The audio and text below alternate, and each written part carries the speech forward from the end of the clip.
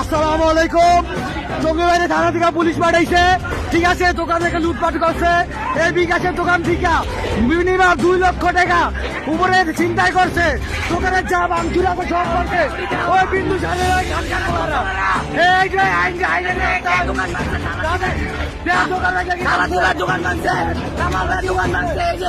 লুটপাট করছে আপনারা সবাই দেখতেছেন। এই যে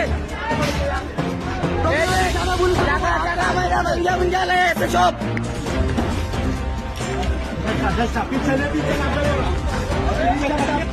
দেন ওরা কিভাবে টাকা যাচ্ছে, দেখেন ওরা কিভাবে, ওরা সন্ত্রাসী, ওরা বাবা ব্যবসায়ী, ওরা ডেজারে 2 নম্বর ব্যবসা করে, জুট মেলার ওরা মাটি কাটা চুরি করে ব্যবসা করে। এগুলি বাধা দেওয়ার কারণে ওরা দোকানদারের অবস্থা কি করতে দেয়। এই যে দেন টাকা যাচ্ছে, কি বড় বড় টাকা দেয়। এটা আইনের আওতায় আমরা প্রশাসন না কিছু করতে পারেন। এমন সন্ত্রাস বাংলাদেশে সারা জীবন থাকবো। এর বিচার আমরা চাই। দেখেন দোকান অবস্থা কি করছে, বিন্দুসারের অবাইসিরা দেন কি করছে। ওরা মাদক ব্যবসায়ী, দেন কিভাবে টাকা যাচ্ছে। দেখে রাখেন, দেখেন কিভাবে টাকা যাচ্ছে ওরা, দেখেন কিভাবে টাকা যাচ্ছে। দেখেন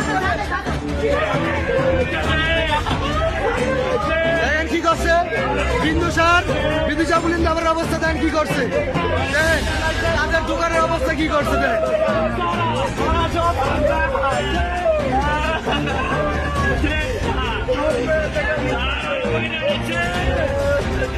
এখন আইনের লোক এখন আসছে, প্রায় 3 ঘন্টা পরে আইনের লোক আসছে। পুরো ঢাকা থেকে সব কিছু শেষ করে লাইছে।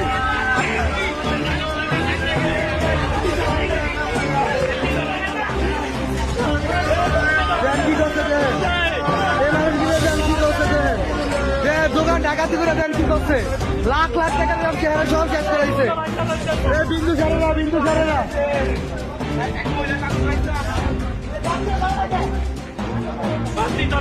বাতি ধরাই